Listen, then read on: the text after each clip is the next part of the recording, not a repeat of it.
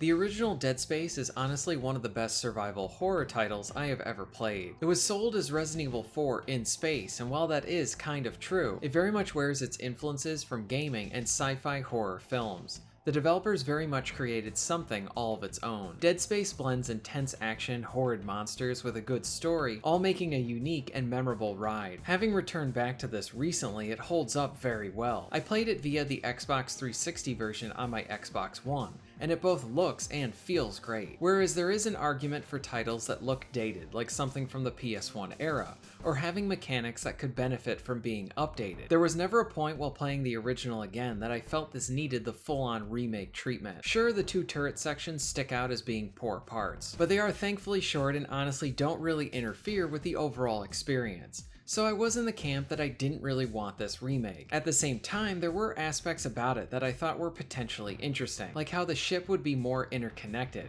and adding in new areas to it. And after spending some time with it, I'm actually enjoying it a lot from its gameplay. I don't care for some of the changes, and there are still aspects about the game that leave me conflicted. So today, let's discuss the Dead Space remake.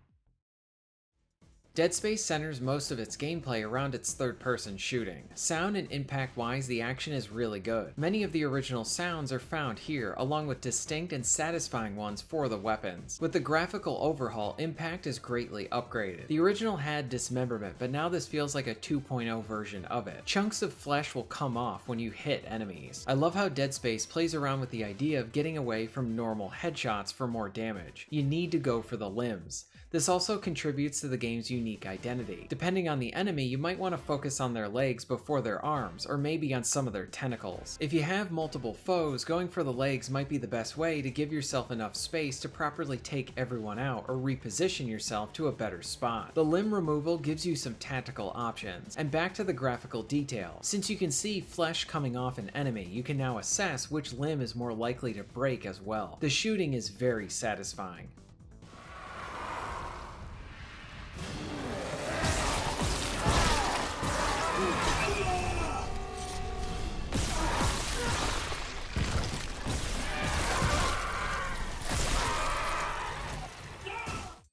You have two other tools besides your weapons. Stasis is one of the best, since you send out a blast to slow down your opposition. This means you can quickly thin the herd before they get to attacking you, or you can reposition yourself or even take out a few legs and escape. Kinesis allows you to pick up objects, and you can find various blades and explosives to hurl at enemies to save on ammo. The original had you looking at all the nooks and crannies to find additional supplies, but the remake takes this a step further. You can go back to prior areas of the ship, along with having additional rooms to explore. So there is a bit more of a Metroidvania feel to this design than there was in the original. This makes this feel like a Dead Space 4 in many ways, since you will fight through rooms ripped right from the original, and then experience something completely new right after it. But what makes backtracking fun in this is how you will encounter enemies again. And better yet, they seem to be randomized in some way. For example, your first time through a room, there might not have been an enemy there, but your second time through it, you might have to fight two. Maybe even having one trying to attack you while you're trying to save. This really helps to keep things fresh, and I honestly like this area of the game so far. My one concern, and I'll be able to report on this better after I complete the entire game, is that being able to explore is really nice,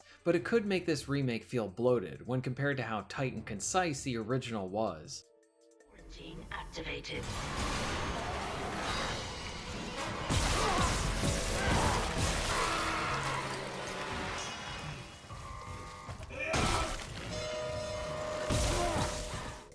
One big difference that I do like in this game is how the lighting is much darker than in the original, and it greatly feeds into the atmosphere. Related to this is how the dark lighting very much feeds into those enemies playing dead, and those ambushes are much harder to spot than in the original. It seems like nodes are no longer used to open side rooms, but rather you switch where the power is going to open up more areas. This change is fine, and I like how the game forces you to shut off the lights in spots, and makes you feel like an ally is taken away as you're surrounded in darkness. The gameplay loop of combat, searching for supplies, and upgrading is intact here as well. You will find nodes to upgrade your suit and weapons, along with money to buy more nodes or supplies. It all comes down to what you want want to spend your money on. One change that I'm not a fan of is how you are given new weapons. In the original game, you would find a schematic, and then you would have to buy the weapon. In the remake, you are just given it. It does still come down to you deciding if you want to use it, but I prefer that it was a monetary choice in the original to invest in a new weapon.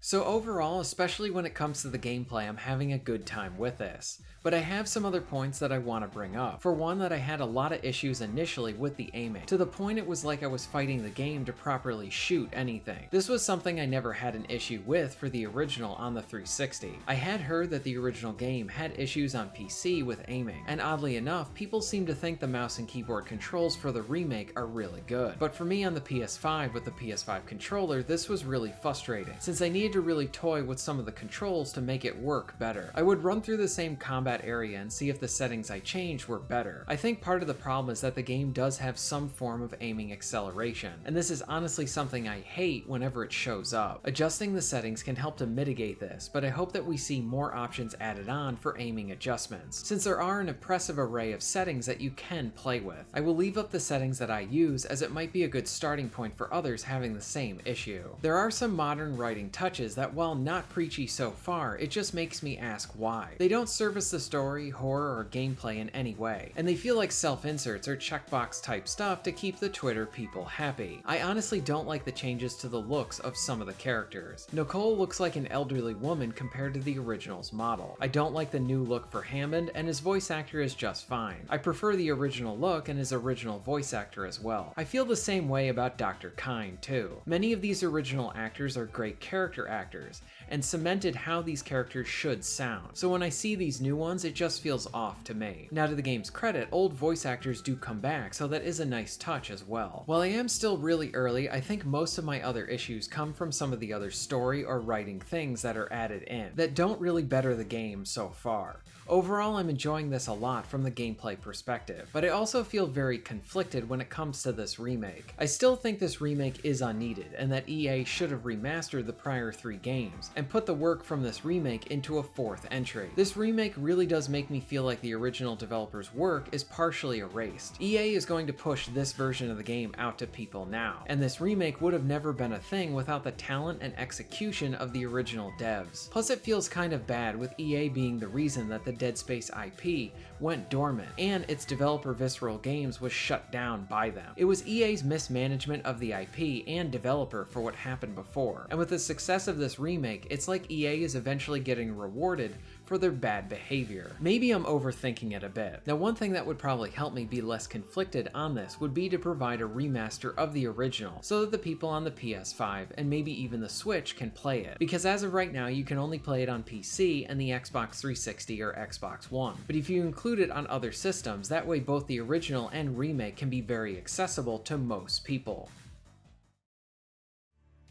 The Dead Space remake so far is a fun game. It's not a game I wanted, but it is one that I am enjoying. I think the developers understand what made the original special, and do a good job with it. The darker lighting is a nice touch as well. The additional rooms and the ability to freely go to prior areas of the ship gives the game this nice feel of nostalgia, as you notice something from the original exactly as is, and then experience something new right next to it. I still have many concerns with it, and I'm conflicted as an overall game, along with what message this sends to publishers and developers. The Dead Space remake shows that we want more survival horror titles, and we want older IPs to come back. This is where I think a sequel would have been better, or maybe even a spiritual successor.